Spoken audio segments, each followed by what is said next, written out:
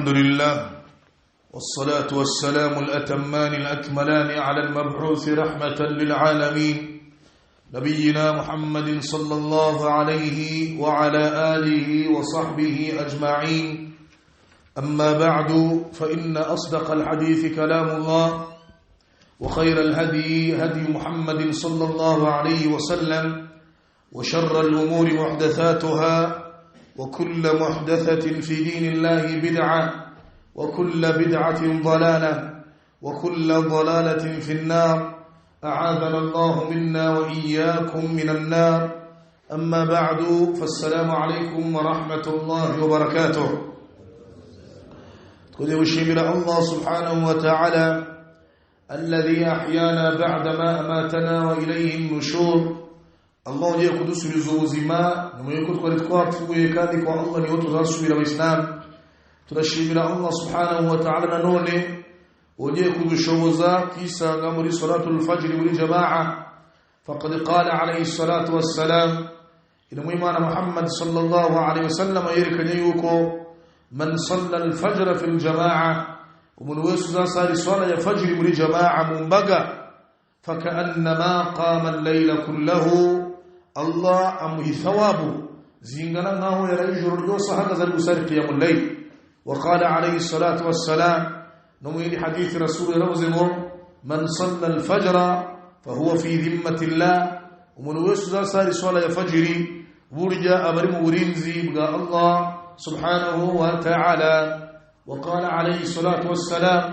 نموين حديث رسول روزمه أثقل الصلاة على المنافقين صلاة الفجر وصلاة العشاء ولو يعلمون ما فيهما لأتوهما ولو حبوا.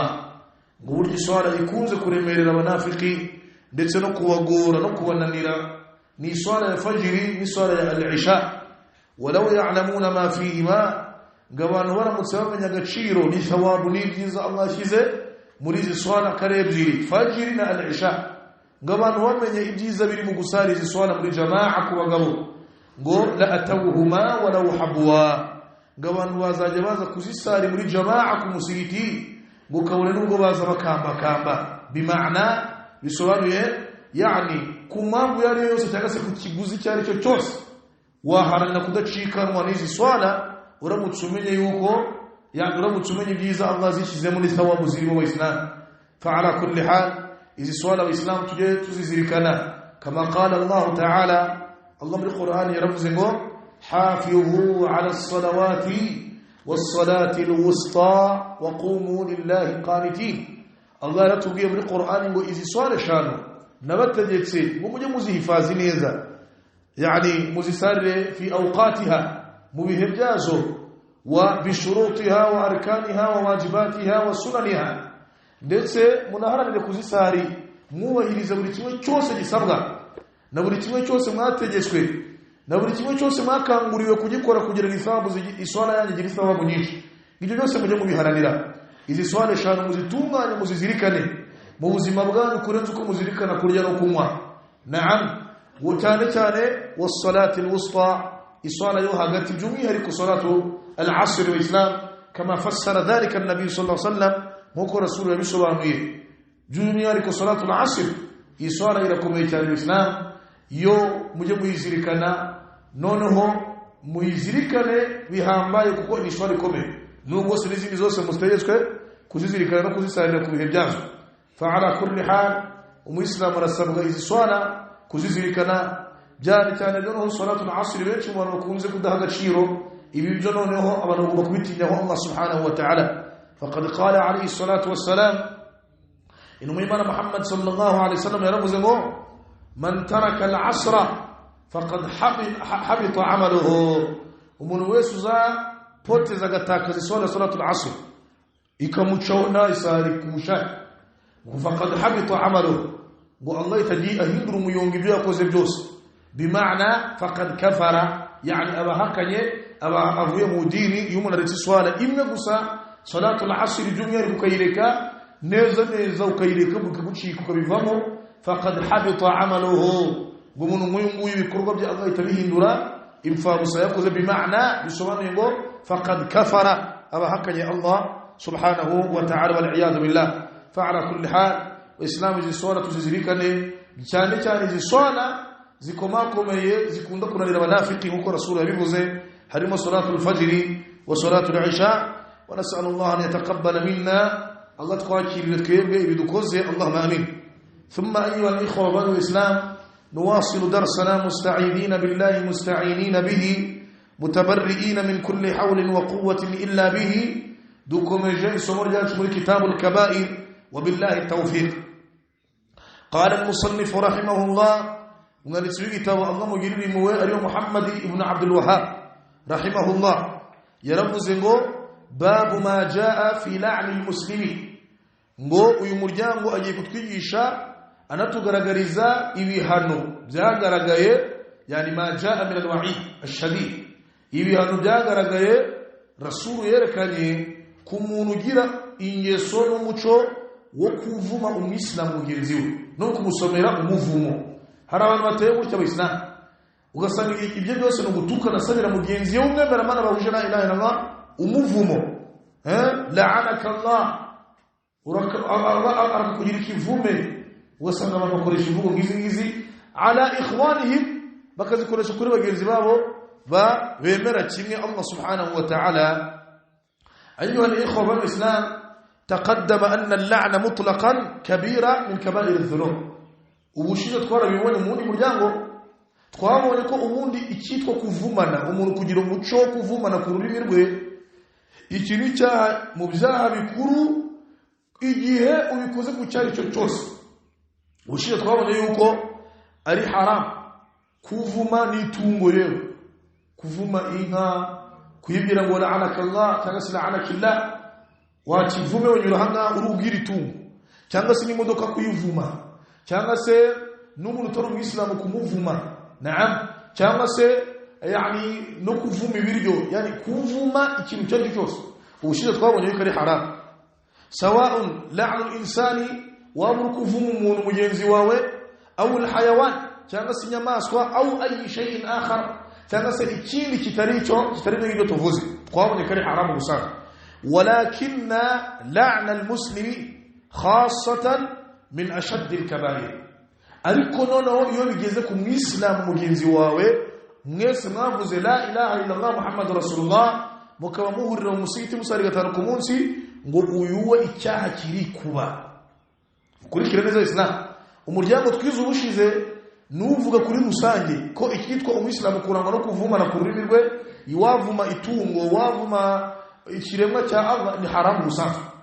wa yani ya'dhumu bikaremera imbere ya Allah noneho iyo ubikoreye umwislamu mugenzi wawe ukamuvuma falmuslimu lahu hurma wa haqqun wa karama 'inda Allah tabaraka wa ta'ala buryo umwislamu arubahitse suwo gusuzugurwa suwo kuvogera icyubahiro cye uko uwishakiye abadan fala yajuzu an tad'u alayhi billah ni haramu gusabira umuvumo mu islam mugenzi wa qad alimna sabiqan kandi ubushize islam twavuze yuko iyo umuntu asabiye mugenzi we umuvumo yani abasabye yuko Allah yakirukana mugenzi we mu muwezi ibinara bibasobanuriye iyo uvuze ngo runaka ni ikivume cyangwa se uvuga ati mana vuma runaka mugira ikivume ya rabbi bimaana umusabiye ngo mana mwirukane mu mpuhwe zawe فهذا ما يجوز ibinango byemewe ثم استدل المصنف رحمه الله ونرتبي توازن حديثي عن ثابت بن الضحاك رضي الله عنه مرفوعا ثابت بن الضحاك رضي الله عنه والصحابه أربوك يكون رسول صلى الله عليه وسلم يجزتي لعن المؤمن كقتله أخرجه يعني مكوفما umwislamu mugenzi wa umwemera mana mwemera kimwe ukamusabira umuvumo kwa Allah subhanahu wa ta'ala bimaana ukamusabira kwa Allah yuko Allah yamwirukana mu mpuwezi kakatlihi ngo ni nkaho ubumwishe yani bimaana ubona icyaha kwa Allah kingana nkaho akamwishe naam ntabwo ukukwica kugamira wangaha kuri bingibi ubukoreye mugenzi wawe ibi byo ntabwo biherekezwa n'ibyo bita qisasu cyangwa se gutanga adiya zirangamiya umuntu atanga iyo bamubabariye ko batari buze gukora qisas agatanga ingamiya zo kugira ngo kuri icyo cyaha yakoze cyo kuba yishe umuntu w'abandi iyo basabye diya zirangamiye arazitanga ibyo ntabwo biba inkurikizi y'ibi ngibi nko kwica umuntu bisanzwe nk'uko idini y'Islam yabivuze inkurikizi zabo ariko mu cyaha imbere ya Allah bingana nkaho wamwishe iyo usabiye mugenzi wawe umuvumo kwa Allah bimera nkaho wamwishe kandi murabizi Islam qatlul mu'mini kwica umwislamu mwemera mana mugenzi wawe ni jarimatun azima ni icyaha gikomeye cyane murabizi rattaba Allahu alaiha uqubatin shadida ni icyaha Allah yagaragaje ibihano n'inkurikizi zaniri kubikora ibihano agomba guhabwa kandi bikakaye imbere ya Allah subhanahu wa ta'ala qala Allah ta'ala Allah muri Qur'an yavuze ngo Islam yaravuze ngo ومن يقتل مؤمنا متعمدا ngumuntu wese uzica umwemera mana mugenzi we kushaka fajazaohu jahannamu ngigihano cye Allah azamuha numuriro khalidan fiha uwo muriro gazawutindamo igihe kirekire cyane hatta yudhanna kugeza ubwo hazakekwa yuko minal khalidina fiha kari muri babandi bazaba mu buzira herezo thumma yukhraju minha ariko igihe kizagera akurwemo li anna al-qatla kuko kwica ni icyaha rutura kibi imbere ya Allah ariko ntabwo kivana umuntu hehe mu dini byasobanutse Islam izi aya arano zisobanura nabi yakumva ngo khalidan fiha ngo ubwonga zawe mu buzira herezo ngo uzica umuntu kwica ni icyaha cya kabiri gikurikira shirki buriya mu byaha ukuntu bikurikirana Islam nyuma yo kubangikanya Imana ikintu cyitwa shirki icyaha imbere ya Allah gikomeye cyane gikurikiraho ni cyitwa al-qatl kwica roho y'inzira karengane wakwica umwislamu cyangwa utari umwislamu iki cyaha kibi kinuka imbere ya Allah subhanahu wa ta'ala aywa Allah yabigaragaje muri aya muri suratul Furqan yavuze ngo iki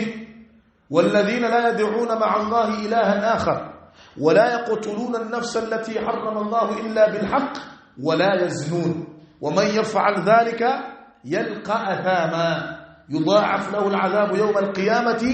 ويخلد فيه مهانا إلا من تاب وآمن وعمل عملا صالحا فأولئك يبدل الله سيئاتهم حسنات وكان الله غفورا رحيما الله يقول الشيء ما رمانا يرمز والذين لا يدعون مع الله إلها آخر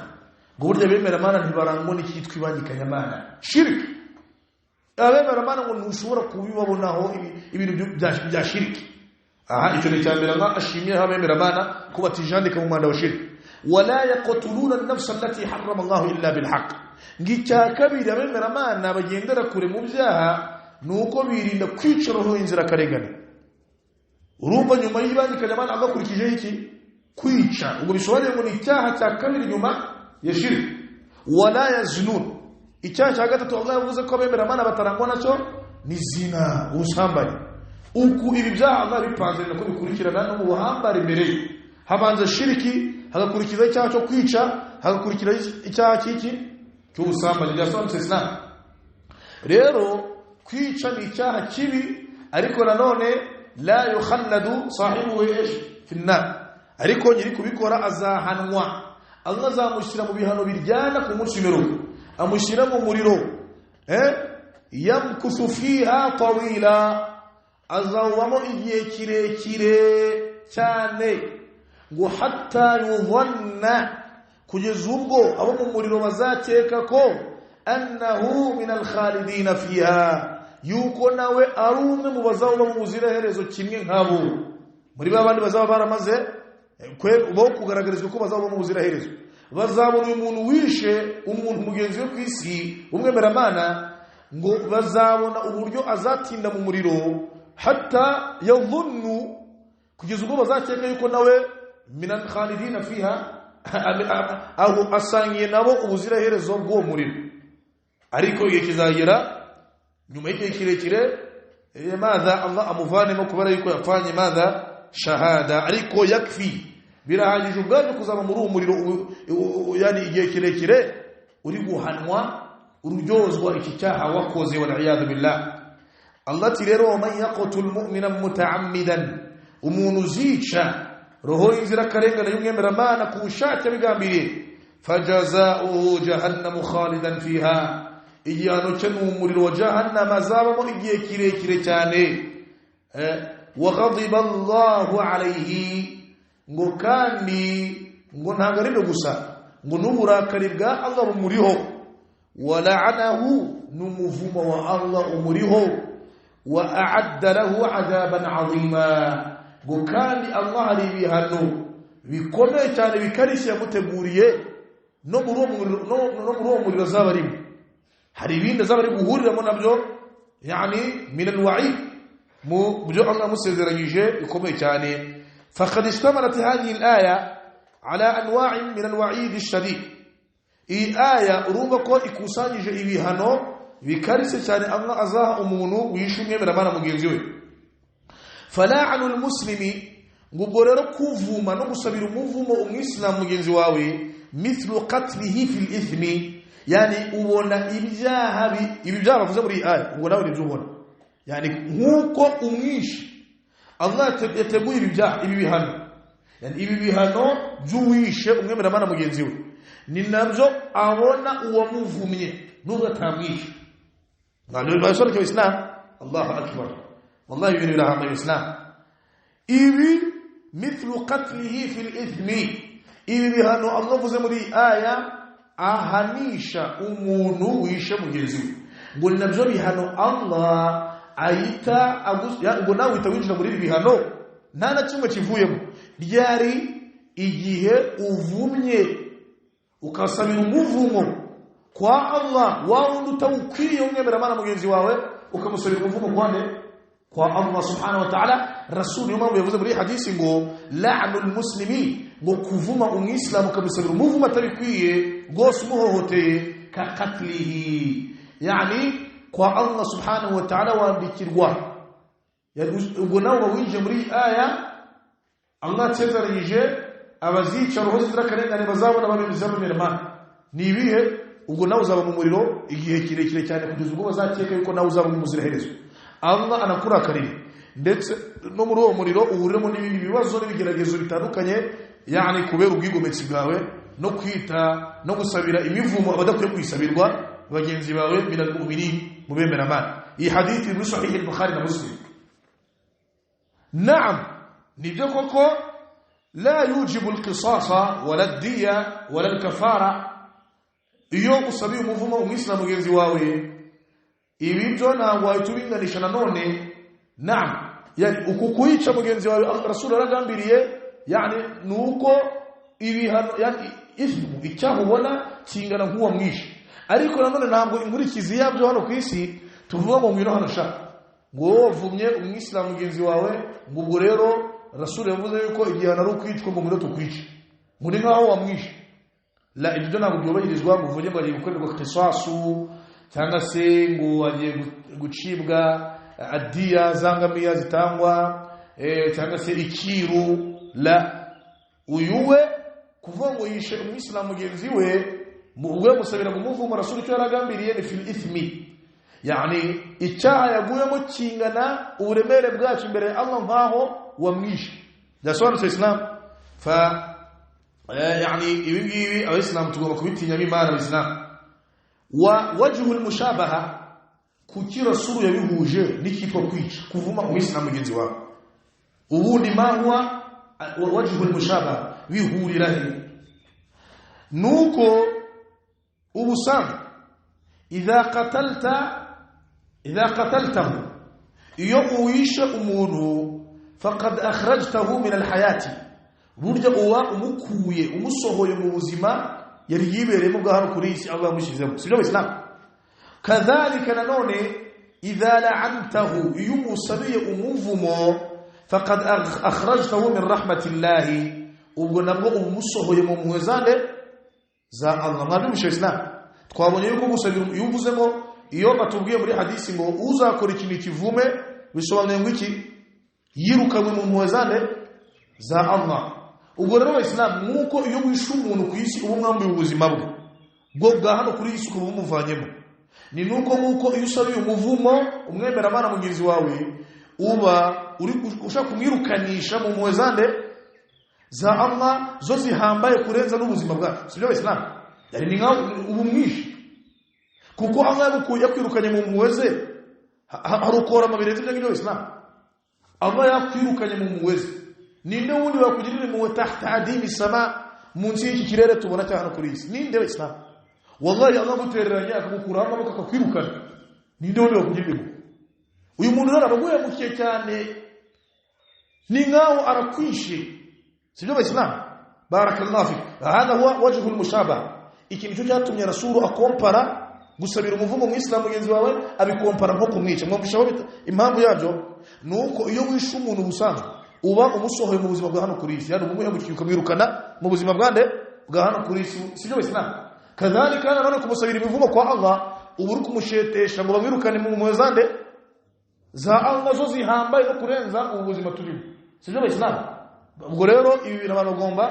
kubyirinda barakallahu fikum طيب واما حديث الثاني نوع حديث يا كبير يعني من الاسلام ni hadithi الذي رواه امام البخاري ni hadithi الصحيح مري صحيح من كتاب الامام البخاري كصحيح عن ابي هريره رضي الله عنه في حديث كويس يقول مصحابه ابو هريره رضي الله تعالى عنه طيب وانهم ضربوا رجلا قد شرب الخمر ضربوا رجلا قد شرب الخمر كuje kinwe Imana Muhammad sallallahu alaihi wasallam hari umugabo w'umusahaba bigeze kuzana yanwe inzoga uyu mugabo bigeze kumuzana yanwe iki inzoga awalan tukiranga mu Islam hano tuje twubuka yuko al-muslimu laysa ma'suman umwislam burya ntabwo ari ntunganije na kujana faqad yaqa'u fi dhunub birashoboka yuko umwislam yagwa mu cyaha n'abasahaba bari abantu ibi bikorekana yuko n'abasahaba nabo bari abantu ntabwo bari intumwa byarashobokaga yuko umwe muri bo yagwa mu cyaha sibyo Islam nkuko no muri iyi minsi niko bimeze kuva kera na kare nta muntu w'intungane uhari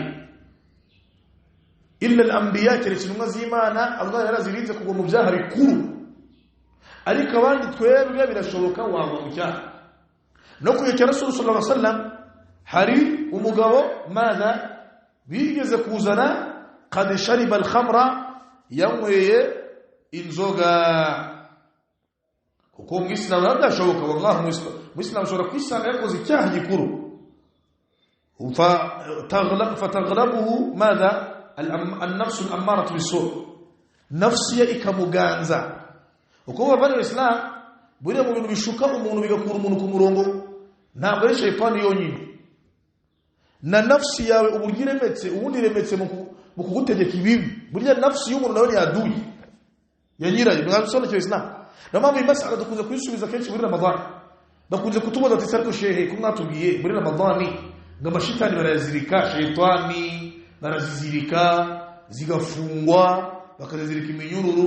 kugeza Ramadan irangiye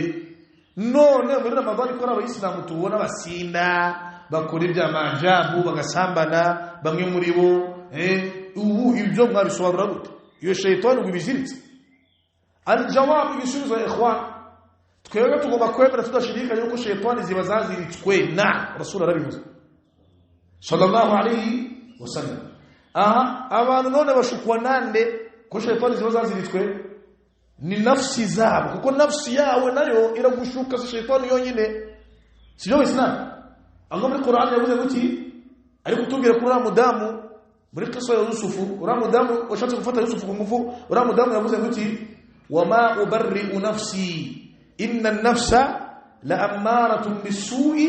illa ma rahima rabbi Allah muri aya garagaje yuko nafsi ngo kamere yayo burya kamere yayo no gutegeka nyirayo ibikorwa bibi by'urukoza soni burya nafsi yawe nayo yaduyiwa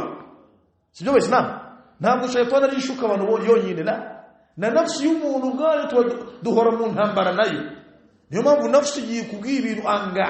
nafsi kuko nafsi igiye cyose ihora gutegeka ibibi sambana soma ku gacupa abana naribi inshuri imwe si urabi soma ho ba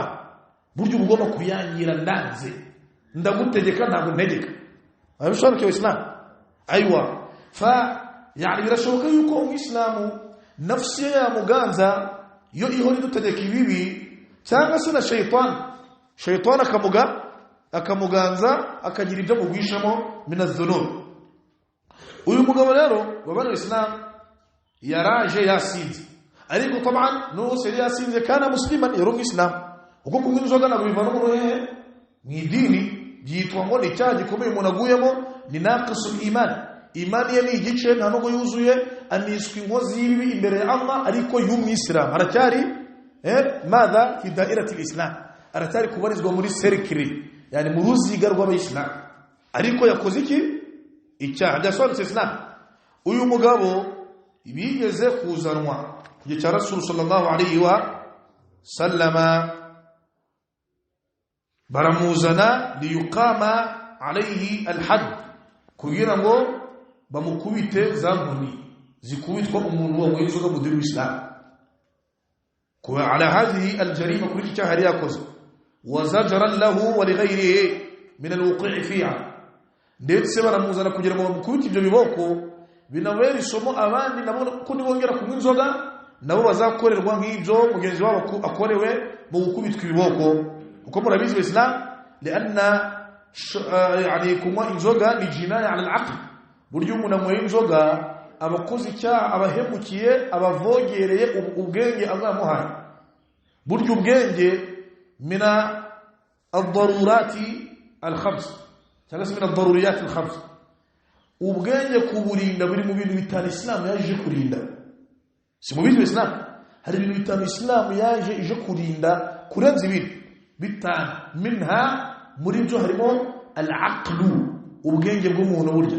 Islam yaje kubungabunga icyakwangiza ubwonko bw'umuntu na afwan ubwenge bw'umuntu. Islam yaje kubungabunga icyakwangiza ubwenge bw'umuntu ubwenge Allah duhaye Islam wa mayazana bihi an ghayrina Allah kabugira ikidutandukanya n'inyamaswa n'ibindi biremwa ntabwo ari umugukinisha n'umuntu kwitwarira kuko ashaka n'indagizo ni amana bagomba kwirinda. Islam burya yaje kurinda icyatuma imitekerereze ikomeza kuba mizima y'abantu ndetse inarwanya ibyakwanya. Niyo mpamvu muzabona Islam irwanya ibyo bita al-mukhaddirat ibiyobyabwenge. Islam kuko yaje kurinda ibi bintu. Islam yanze inzoga yange ibiyobyabwenge imogi n'amasigara n'ibiki byose za mayirungi mera n'ibindi byose Islam irabirwanya. Ikintu cyose cyakoreshwa kikaba impamvu yuko ubwenge bw'umuntu butakara cyangwa se bugira ikibazo Islam yaje ije kukirwanya. Byasobanutse Islam. Ubwo rero iyo umuntu yanyweye inzoga burya aba yarengereye kukurinda ya amana Allah yamuhaye. Niyo mpamvu dini Islam yashizeho ibihano ku muntu wagize gute ushaka kwangiza ubwenge bwe Allah yamuhaye. Islam yashizeho ibihano agomba guhabwa kugira ngo abuzwe kuvogera iyo nema ihambaye. Uyu mugabo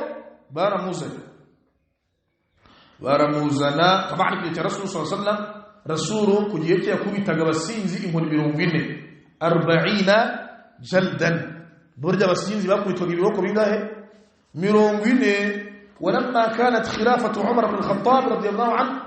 ariko bigeze ku gihe cya Umar ariwe khalifa ariwe amirul mu'minin ariwe amiri w'abemeramana. Icyo gihe kathura shurbul khamr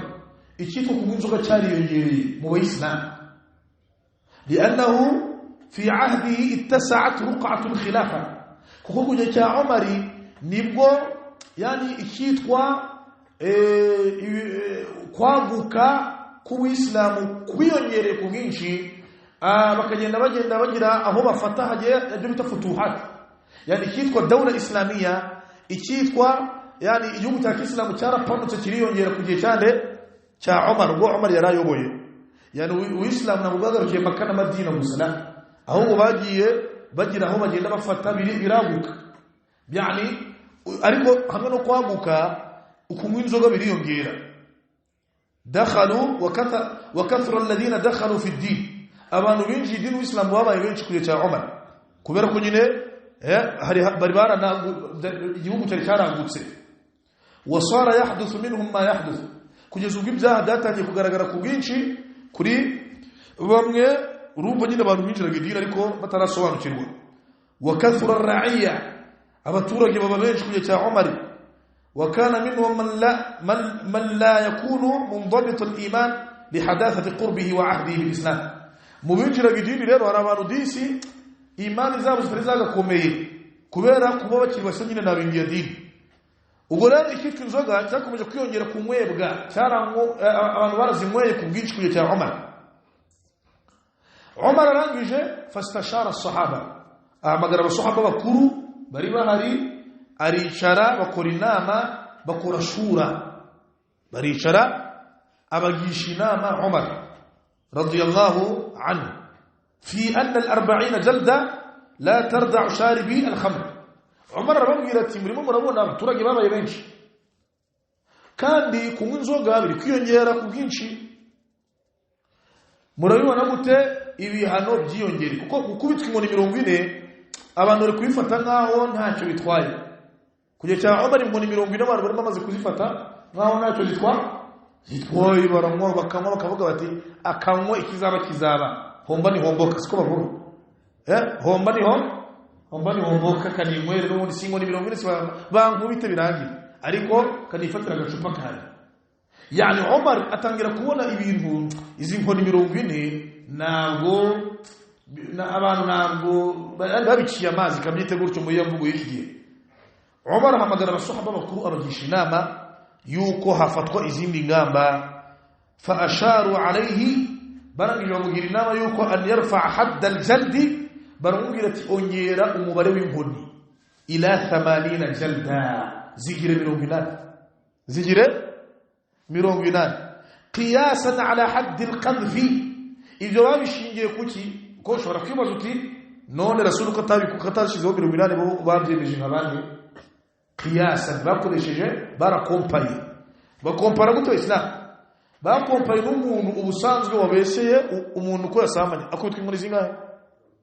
iyo umuntu yabeseye undi ko yasamanye ubusanzwe akubitwa inkoni zingahe 80 si 80 muzi abasahaba baravuze bati umuntu wasinze akanywa inzoga burya aranatukana kugeza nubwo agiye tukana ibishizi by'ishori anashinja abantu ko basambanye sibyo Islam yani kunywa inzoga bikugwisha mu bintu byaha byinshi muri byo harimo n'ibyo bita al-qadhf kuba wanabeshera mugenzi wawe ko yasambanye kuko nyine wasinze ntabwo ubwenge ari buzima sibyo Islam baravuga bati rero inzira yo kunywa inzoga n'ubundi yamugeza no kwica no gusambana no kubeshera abantu no gutukana sibyo baravuga bati rero mu bigenge igihano cy'uwabeseye undi ko yasambanye kuko kunywa inzoga bigeze umuntu kuri rwego zigira 80 abasahaba barangije barabyemeza gutyo barangije Umar afata umwanzuro wo kongera inkoni z'umuntu wanyweye inzoga azigira zingahe 80 nk'ubishukuru babigenjeje Islam wa hadha ibi Islam ntabwo byemeye kuvuga ngo ni bid'a ngo ni cyaduka bazanye kubera yuko Umar ari mu bakhulafa ubane mu bayoboye Islam bangahe bane kandi Rasul bano bantu yatubiye ngo iki fa alaykum bi sunnati wa sunnati al-khulafa ar-rashidin al-mahdiyyin ngo muzakomere kuri sunna zanjye ndetse n'abazayobora Islam nyuma yanjyeho imyaka 30 abo nabo byo bazavuga muzabigendera ngo ninjye uzaba ubivuze ubwo ni nk'ari uzaba ubivuze Umar ari muri bayobora Islam mu myaka 30 nyuma yo gupfa kwa Rasul sallallahu naam arimo yasobanutse Islam ubwo bivuze ngo Rasul adategetse ko ibyo Umar azavuga tuzabigendera byasobanutse Islam ni nkuko Uthman nawe yazanye adhana ebyiri يوم الجمعة كم تشوفوا مكانك وقرصوا وهنا بقوا أذانا إمي ده سؤال شيء عثمان ناوي أريم مريبا واندي باجوا من الإسلام إنك بينهم يتاتون يوم يوم فقوان ده كرسول كان بري حديث صحيح رسول الله مزمو أبزايا ورا الإسلام يوم ياندي هو 30 عاما إنك بينهم يتاتون إجوا زافوجا مزاجنا قلت وبني يجزاو بيجوز مزاج ينديرهم عمر أريمون هاجريمو أريم عثمان أريمو كان هاجريمو أريم أبو بكر أريمو نعم nande Ali ibn Abi Talib arimo ya sura Islam bari yani wao wa Uislamu myaka birombo itatumunyo gupfa kwande kwa Rasul sallallahu alaihi wa sallama nugose hari haburaga mezi make nk'atandatu gutyo kugira imyaka 30 yuzure ariko yayobowe n'uwitwa Hassan ibn Ali umwuzukuru wande Rasul sallallahu alaihi wasallam umuman imyaka 30 abayiyoboye ni bande bano bakhulafa bangahe bane daswara Islam ubwo rero ntabwo byemewe umuntu kwita ngo Umari yongejeje no nkoni ari mubyi ko Rasul yapfuye ari zingahe 40 Abubakar apari zingahe 40 Umari nindo mubyiye ngo yongeze no nkoni turakubwira tuti ya akhi muvandimwe Rasul yo bivuze ngo Umar zongezaho tuzabigendereho kuko Umar ari muri babandi bayoboye Islam imyaka 30 nyuma yo gupfa kwa Rasul sallallahu alaihi wasallam kandi Rasul yavuze ngo alaykum bi sunnati wa sunnati al-khulafa'i ar-rashidin al-mahdiyyin 'addu 'alayha bin nawajid Rasul atubwiye ngo ibyo nzambasigi muzabikomereho ndetse n'ibyo abakhulafa abazayobora Islam nyuma yanjye bazaberekeza muzabigendereho aba Rasul aragambiriye nabazabuyobora imyaka 30 nyuma yo gupfa kwande nyuma yo gupfa ko ni bariya Abubakar Umar Uthman na Ali gaswan Islam ubwo Umar rero ntabwo ari bid'a yazanye ahubwo ibingira byo tugita muri sunna gaswan Islam Rasul aratubwira ngo 'addu 'alayha bin nawajid ngo kandi muzabifatishije ibigo byombi ibyo mbasizeho nibyo bari bazaberekeza gaswan Islam fashahid min hada alhadith icyo dushaka kwerekana muri hadithi nuko uyu mugabo wari wasinze kugeza Rasul sallallahu alaihi wasallam baramuzanye Rasul amukubita ibiboko bingahe Rasul amukubita inkoni zingahe 40 jaddan inkoni 40 طيب uyu mugabo wamuzanye طبعا tukira hangaha ubwo inna dalili igaragaza ko nani isaha mu bitabo bya fiqh anna yani madha fadalla hada ala anna sharib al-khamr yujlad ili dalili igaragaje yuko burya igihano cy'uwo inzoga mu dini Islam ukubitwa wa anna hada hadd min hududillah ndetse nibi ngibi biri mu byo Allah yashize muri iyi dini nibi hano Allah ubwo yashizeho mu dini Islam musinzira kubitwa burya walakin rero uko twabivuze ibi ngibi bikora mu bihugu bya Islamu kuyobora kwabo bashingira kuri Qur'ani na Sunna ntabwo byemewe twe mu bihugu byacu ngibi bitayoborwa kuyoborwa kwabyo bidashingira kuri Qur'ani na Sunna ntabwo byemewe ngo weho ngo umuntu yasinze muje kumukubita ngo ni mirongo inani uzimukubise ahubwo wowe wanafungwa yasobanutse Islam icyitwa ibihano gushyira mu bikorwa ibihano Allah yavuze muri Qur'ani cyangwa Rasul ibi bikorwa na ulatu umuri muslimin n'abayobozi bayoboye ubuislamu babandi babifite mu nshingano za abayobozi bakuru b'ibihugu yasobanutse Islam aho Qur'an na Sunna iyobora yasobanutse Islam za Saudi Arabia niho twabibonye babikora umuntu gusinda uretse ko nani nizo bihakandagira hariya nta n'utubari tuhaba ariko umuntu yasinze niyo bubahiriza bino bihano yasobanutse Islam uretse n'ibyo n'abantu kubafatana imogi n'ibindi ngibyo hari ibihano bikomeye cyane baba la hawla wala quwwata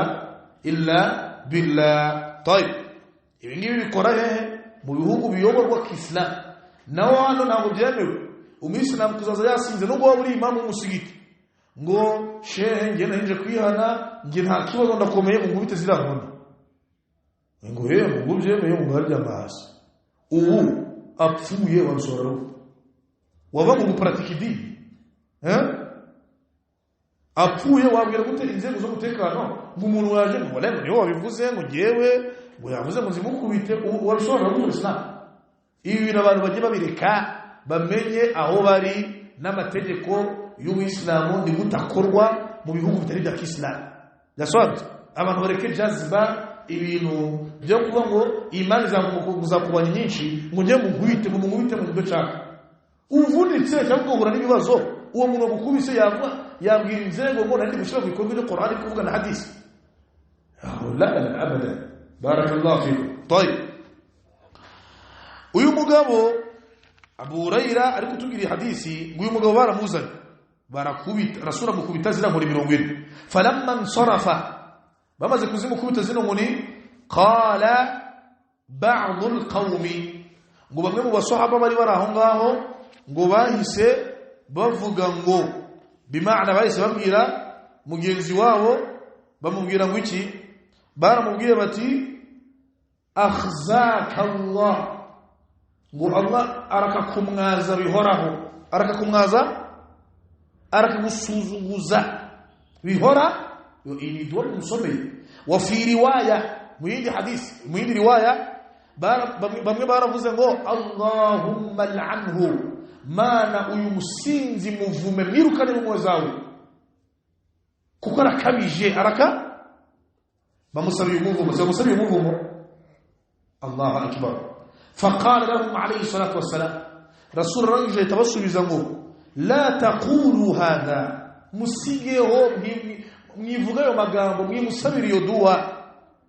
la tu'inu alayhi ash-shaytana mwikwifatanya na shaytani kuri mugenzi wanyu mwikwifatanya na shaytani naam yaguye nibyo yangu inzoga tumaze kandi kumukubita ariko nanone musigeho mureke kugerekaho andi magambo yo kumusabira imivumo kuko ibyo muri gukora muri kwifatanya nande na shaytani kuri mugenzi wanyu uko Islam umuntu ushobora kumusabira n'idua ku cyaha yakoze wallahi ukumutera ukumuyaza ukamuyaza rimwe na rimwe ahubwo akanakora n'ibyo atari yagakoze si bishoboka Islam wallahi rasul yibuza fadalla hada ala anna al-insan igaragaje yuko umuntu idha uqima alayhi al-hadd iyo amaze guhanga igihano cy'idini Allah yageri fa innahu yajibu an la yutakallama fihi min qibal al-akharin wala yudham bitabiinuka haramu kuba yavugwa n'abandi yasoro Islam mu bihugu bya Islam umuntu aramutse yamwe inzoga bakamukubita inkoni 70 yamaze kuzikubitwa ni haramu kongera kumuvugaho kuko kwa Allah bamaze kumutaharisha amaze kuba umwere kubera zirankoni yakubiswe byasobanutse na mpamvu rasul Yesu ababwira ati la taqulu hada musigeho ntagira amagambo mugerekaho mureke komanteri no kumusabira imivumo kuko ibyo nukwifatanya na shaytani kuri we bishobora kumwongera uburakari rumwe umuntu arakubiswe sakubiswe mu mugeretseho n'amagambo yo kumucunaguza ubwo umujinya naguri kuba Islam ashobora no kuvuga ati akhe nana ni hahandi n'ubundi baranyanga kanimwere sino Islam umuntu wujana umuntu niwe yakoze ino mpamvu Islam umuntu wakoze tauba bikagaragara wewe n'umuntu hari ibintu yabayemo imyaka myinshi ariko nyuma akora tauba gose umuntu mwiza muri Kristo turamumenye uyu muntu ntabwo ari byiza kongera kugenda abantu bamubuza mu kundimiza nguriya nguri kumubona nguriya si ntitubuze imbere y'umwaka ntabwo byemewe Islam umuntu yakoze tauba ikatugaragarira akajya ku murongo burya ntabwo byemewe kongera kugenda muri kumubunza no kugarura ibyo yakoraga mbere kuko ushobora kongera kubyumva bikamutera kongera kuvuga ati ariko subundi k'abantu banyanga ibi bintu n'ubundi ko nasebye imyaka myinshi ubundi ndi guharanira iki katusubire n'ubundi kanongere n'inywere niba namuka agacupa ukongera ugasubiramo mwumvisha impamvu rasura yibujije umuntu iyo amaze gukora tauba ntabwo byemewe kongera kugenda abantu bari kumubunza barakallahu fikum wa